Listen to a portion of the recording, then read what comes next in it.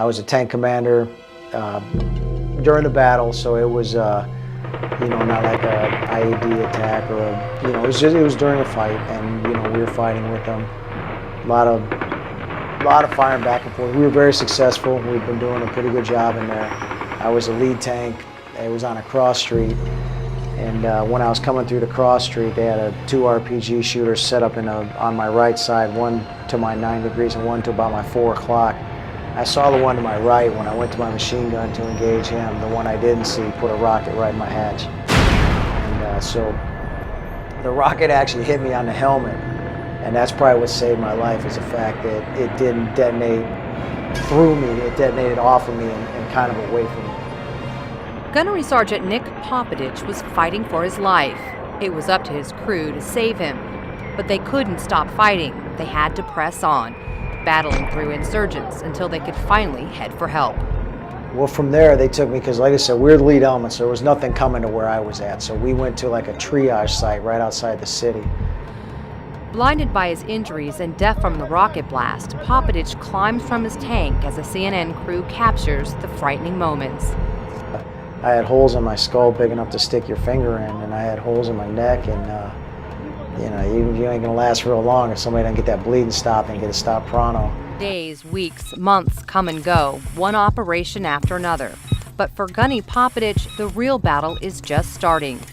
Shrapnel from the blast has damaged his optic nerve, and with only 8% of his vision recovered, he wonders where he might fit in. What can the Marine Corps offer him now?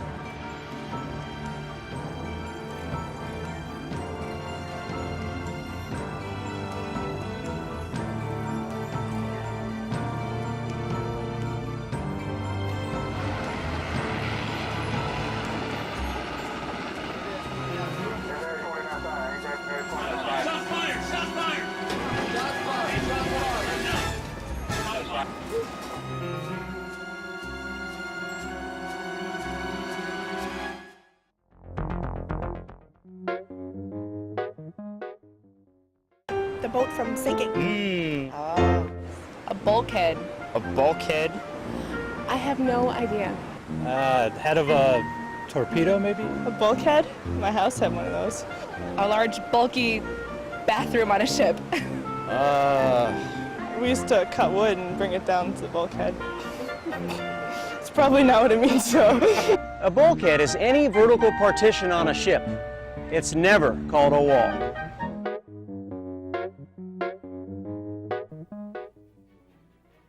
From humble beginnings, the United States Marine Corps has grown and served in every major conflict our nation has faced.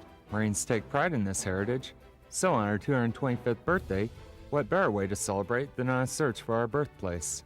We went to the city of Philadelphia to seek out Ton Tavern.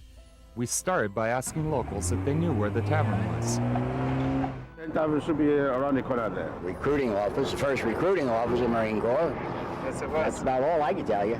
But good luck in finding it. This was going to be tough. We do know that Ton Tavern was built in 1685. It is linked to the Marine Corps through its proprietor, Robert Mullen.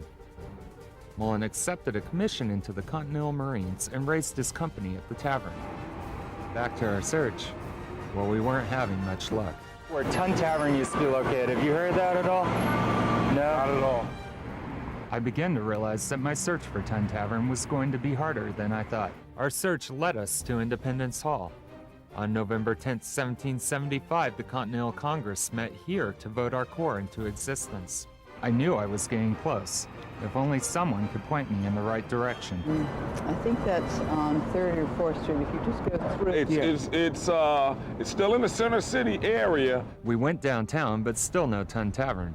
but we did find someone who could help. This is the military museum, and here we're totally dedicated to telling the history of the military during the Revolution only. We've got on the first floor the history of the Marines, the Continental Marines. And we've got various artifacts that deal with the Marines here. We've got a drum and fife, because as you know, back then they actually literally drummed up troops.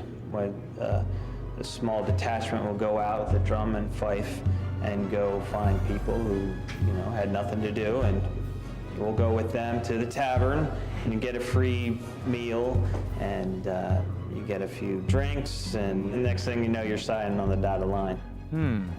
Could he know where the tavern was? It used to be located at the foot of Chestnut Street, and that is where they first recruited the Marines out of. Finally, now we are on to something. Let's go. All right, keep your eyes on the watch.